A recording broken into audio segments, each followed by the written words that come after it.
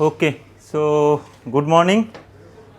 We were talking about plane strain fracture toughness, right?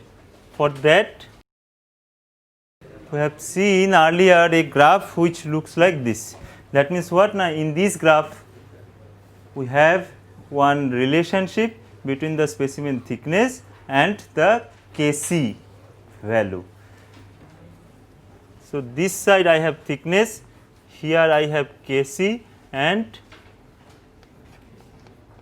we said after a certain level there will be K1C. So, what is this K1C? Now, this K1C we know as the plane strain fracture toughness of a material. So, where from this plane strain fracture toughness idea has come? Now, this is because of say materials are having, if a crack is there, then there will be crack propagation, and this crack propagation I have two types. One is known as stable crack propagation, another one is unstable crack propagation. So, how these are important, stable and unstable crack propagation? You can simply think, in a material I have a crack, and that crack, whether that is detrimental or not, is dependent on this stable or unstable mode of crack propagation. That means what? Now, if the crack can very suddenly comes to a fracture of the specimen, okay, we can say that that is a unstable crack propagation, and we can say that that is the most dangerous situation. If the crack length is such that I have a crack and slowly it is increasing in a stable manner, it is increasing, then rather before a catastrophic failure it will take some time. Okay. But if suddenly the crack has propagated, that means what? At that instant it is under unstable crack propagation regime, and that is dangerous. Okay. So, if I do fracture toughness test with various specimens having different thickness and different crack lengths, I will have certain Kc value, because we know that K equal to sigma root pi a, and based on the crack length, applied stress, etc., different K values I can generate, and all these K values are not K1C. Obviously, it will be K1C when the crack length is one critical one. When the crack length is a critical, I can say AC. At that instant, the material may have such a condition of crack propagation that suddenly some unstable crack propagation has occurred to it. Okay?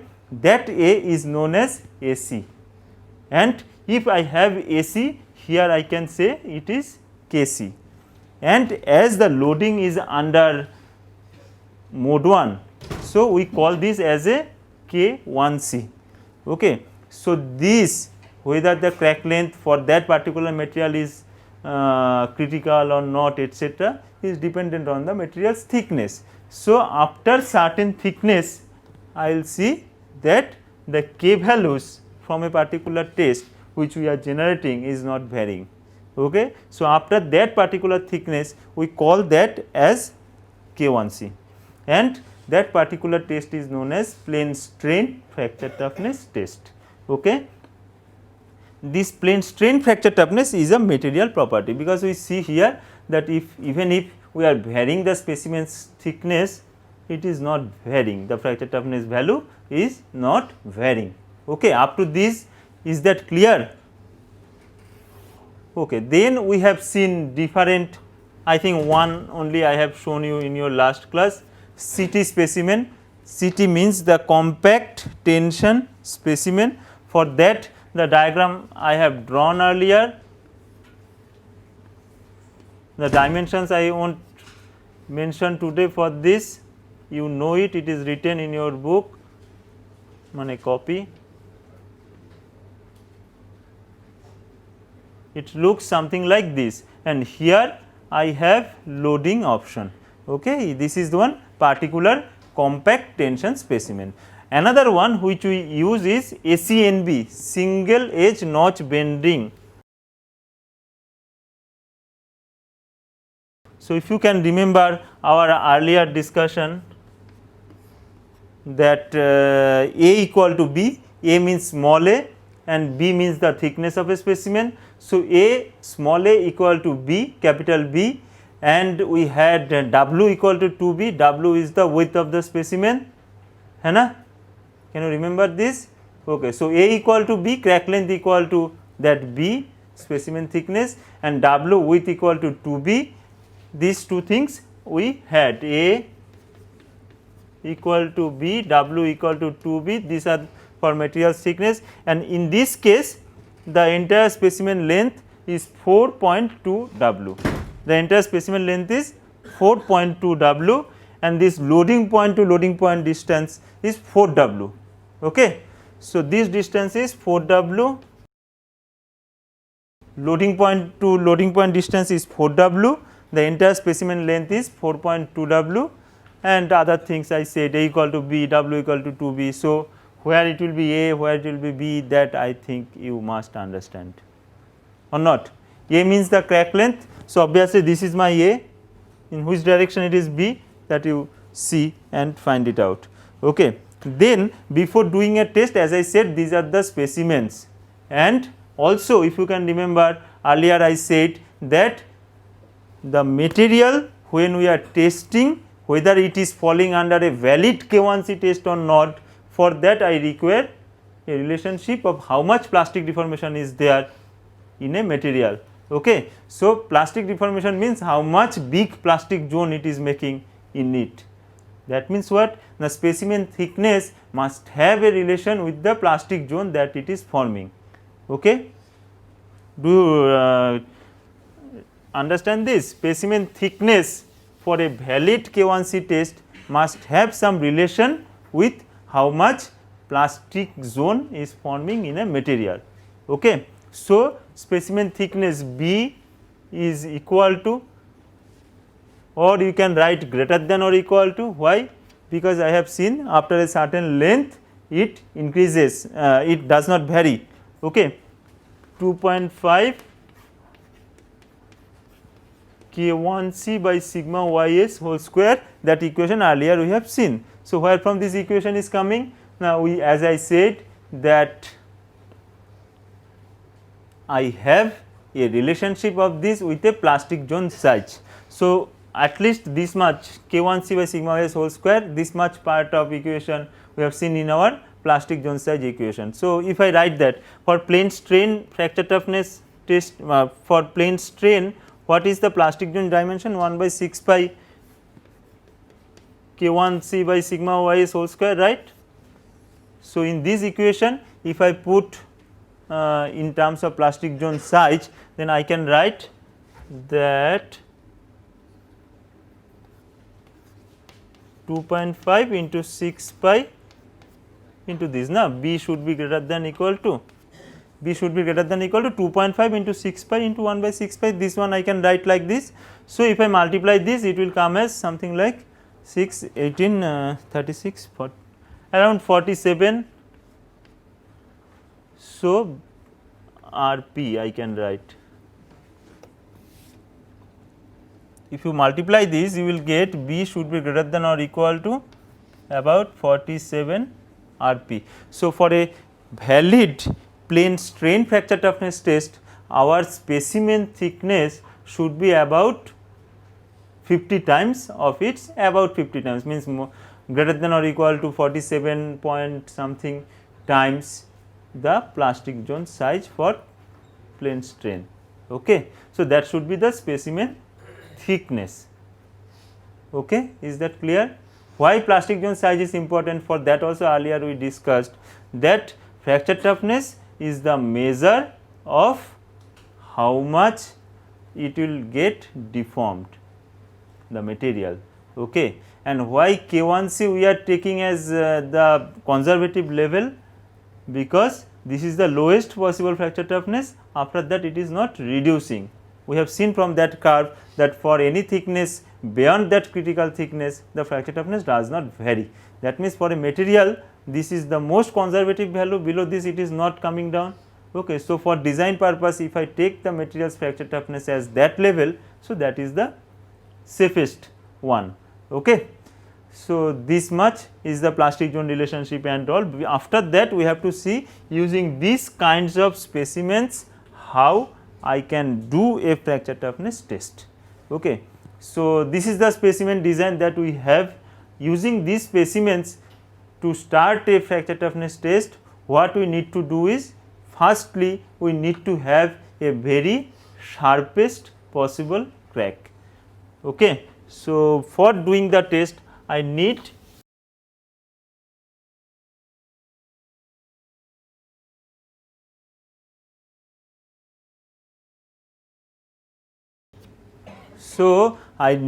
the sharpest possible crack, and to have the sharpest possible crack we need to do some fatigue pre-cracking. Then there are two questions, why and what will be the extent for sharpest possible crack. Why sharpest possible crack? I think you can have some idea of crack tip, what, radius of curvature, rho, है ना. If the rho is low, the value of rho is less, then there will be high stress concentration. So, for doing the test I require highest possible stress concentration at the crack tip. Highest possible stress concentration is required at the crack tip. Why? Because if I make the machine notch, whatever method I am using, the machine notch will give you much stress concentration at the crack tip. Okay. So, the crack tip will be blunt, and that will not serve our purpose to do the study. So, I need, because why, any application to make the crack identical with for application or generated cracks, that means what, now it is in some use, and in that use some crack may be generated. That crack will not be that much blunt as I can make using the sharpest possible tool. So, I require some application oriented generated crack. So, I need to do fatigue pre-cracking such that it make a sharpest possible crack in it.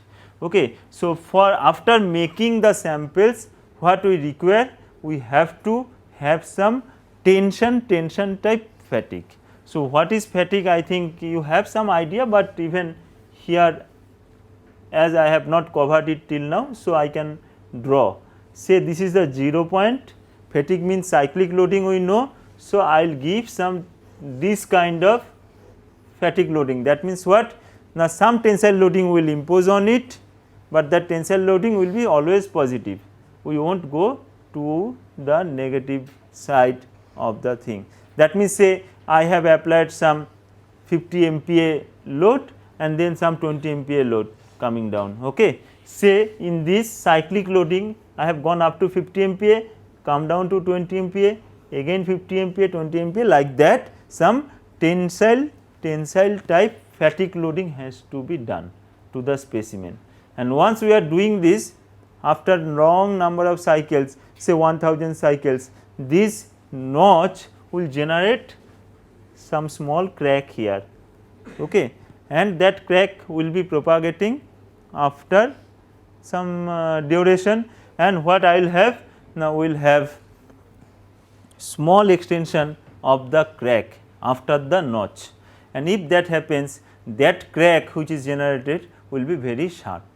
Okay. That sharpest crack is required for doing any fracture toughness test using any design of the specimen. Okay. And that extent will be 2.5% of the material's thickness.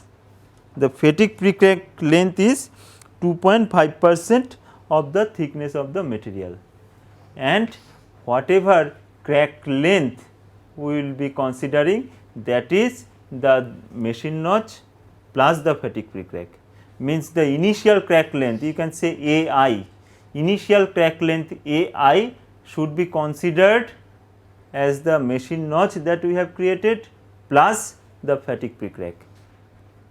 Do you follow or not? Initially I have certain machine notch like this, After that I have some fatigue pre-crack. So, this total will be your AI, and that means before doing a test you must have to have some idea what will be the notch length, then what will be the fatigue pre-crack length, and based on that will be the specimen thickness B, because A equal to B, whatever A we are talking about, that is equal to notch plus the fatigue pre-crack for a test. Okay. So, from the beginning we have to have idea how much will be the extent of fatigue pre-crack. Okay. Is that clear? Up to this, is that clear? Bolo, because I have to make this interactive. I want questions from you. For that, if I go slowly, that is accepted.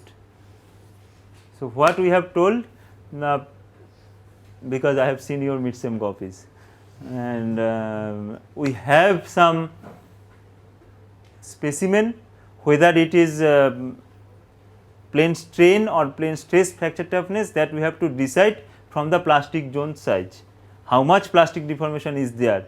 Earlier we have said different plastic zone dimensions, one is known as linear elastic fracture mechanics, elastic plastic fracture mechanics. So, we have some idea for a material in this how much will be the dimension of the plastic zone. Based on that I can consider, yes, this may fall inside the plane strain fracture toughness condition.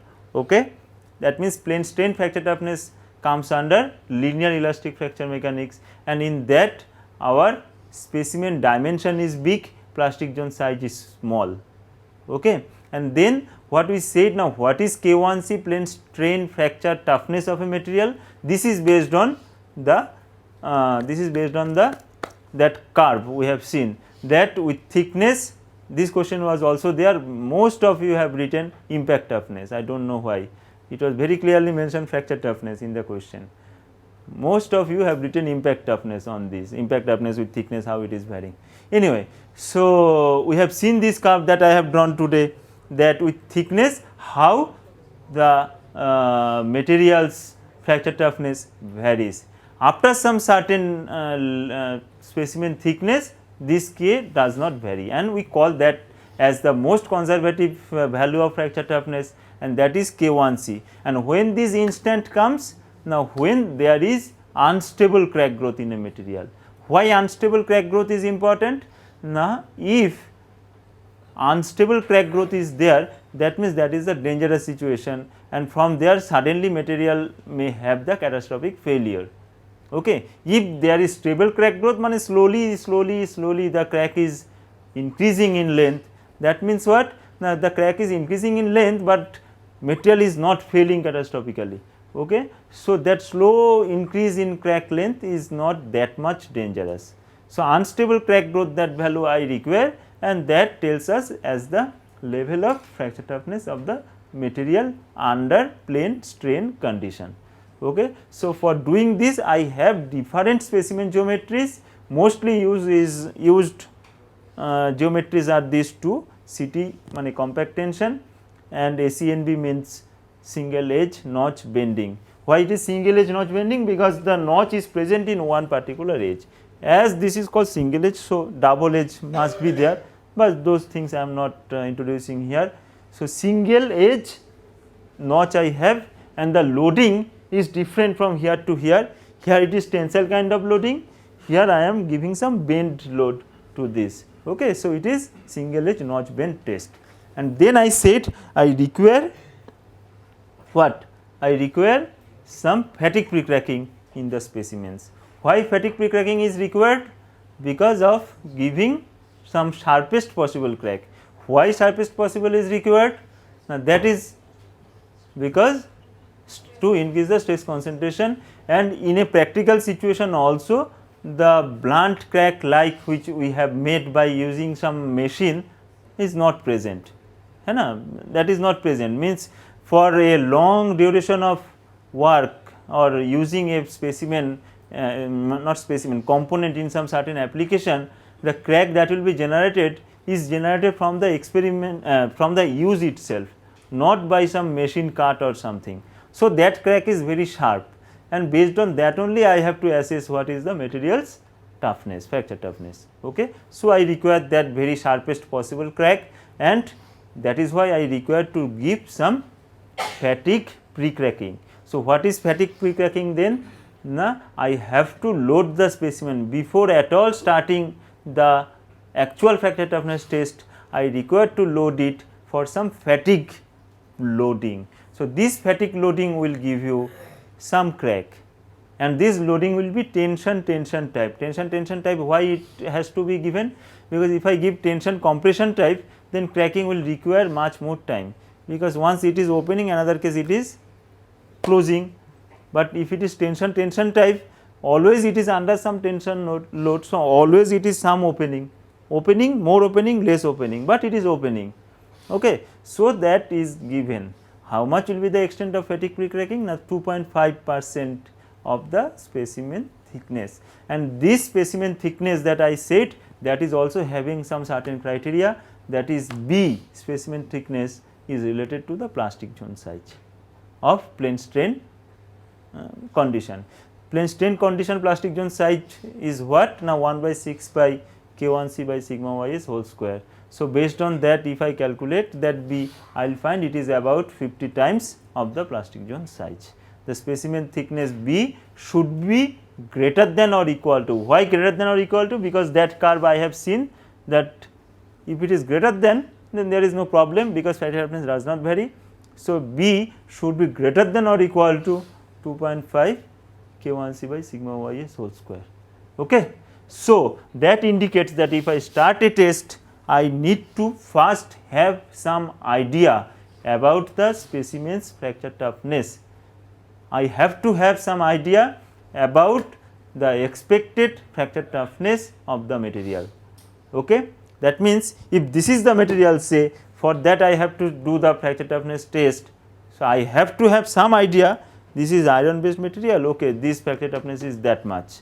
So, that idea I must have. So, based on that, I have to calculate some approximate B value, that is what initial thickness I should start with, okay, because we know again that B should be greater than or equal to 2.5. So, I have to have some idea about the K1C and obviously the yield strength of the material. So, if I know this, then initially I can start with some certain B. Okay. So, that based on that B, I have to choose other parameters, what is A, what is W, etc., other all dimensions. Okay. So, if all these things I can choose initially, then I have to load it in a machine, and after that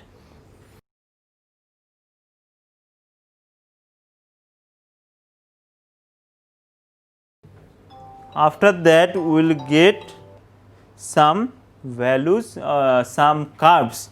These are some load versus displacement curves. Okay. So, I will have some load displacement curves like this, on which means what is then this load and displacement? This is load, say this is delta load displacement curve. Okay. So, load displacement curve means what? Now, I think I have told you earlier about COD gauge, crack opening displacement. So, here I can attach that particular gauge. Okay. So, this has two arms on that COD gauge, because in tensile test we use extensometer, here we use COD gauge. So, COD gauge is having two arms, that arms can be opened like that. So, on the specimen you just attach it at the specimen front like that here, and as we are loading it, so this will open like this. So, COD gauge will also open like this, and this is proportional to how much crack front is increasing. Okay. So, I have COD gauge, and on that I will have some displacement, and on displacing the specimen will take some load obviously, hai na? In the machine it will take some load, and displacement I can generate from the COD gauge itself. Okay. So, I will have load displacement curves. based on material I have different curves. This is known as type 1, 2, 3, etc. So, I will have type 1, type 2, type 3 based on materials, 3 different types of graphs. Okay. So, from these graphs, how I will choose the value for making fracture toughness is, first of all, I will have in this load displacement curve also some elastic part. So, in this elastic part I will have to draw a tangent. Okay. Say the type 1 first we are doing. In the elastic part I have to take or draw one tangent. After that, this tangent is having some certain slope. So, I will take another line, I have to draw another straight line whose slope is 5% less than the tangent of the slope of this tangent line. Do you follow? Do you follow this? First, I have to draw the tangent in the straight line part of this load displacement curve. After that, I have to draw another line whose slope is 5% less than the slope of that tangent. Okay. Then this must cut your load displacement curve at some certain point. When it cuts, from here you have to take a horizontal line in the tangent. Find this point where it is cutting, say this is PS, because I said as I have to draw a second line. So, second line, that means I have to take a PS. Okay. Then this distance is known as XS.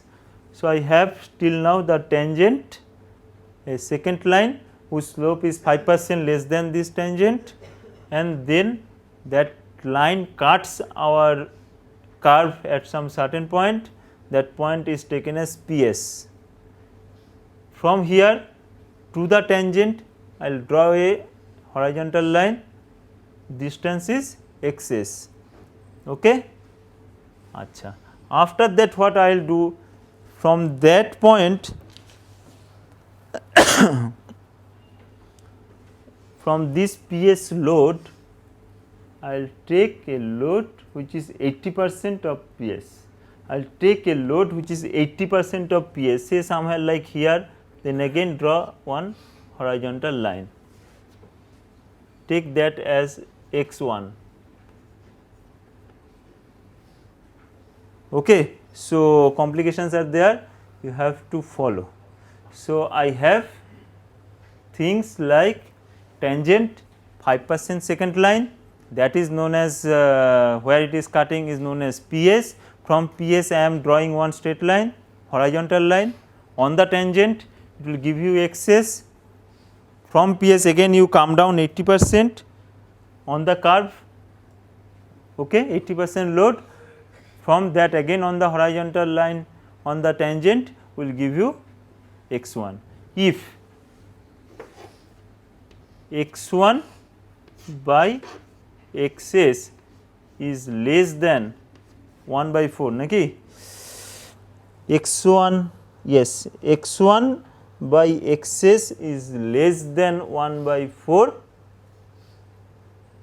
If x1 by xs is less than 1 by 4, then this PS can be used for fracture toughness calculation, can be used, to try to understand this word. This PS can be used. For the timing you just consider up to this. Then if it is exceeding, that is if x1 by xs is greater than 1 by 4, this particular specimen cannot be tested for plane strain fracture toughness.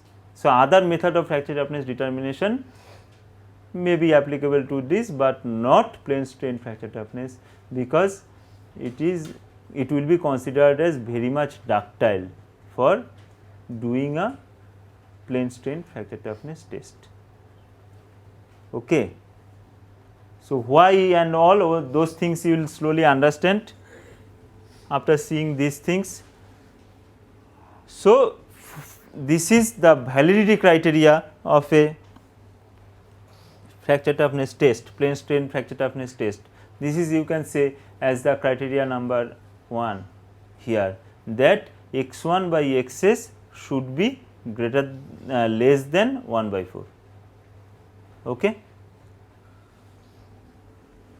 Okay. Then as I said, if that is such, then PS equal to PQ. This PQ I can use to some certain equation. What is that equation? Other types of graphs I am coming.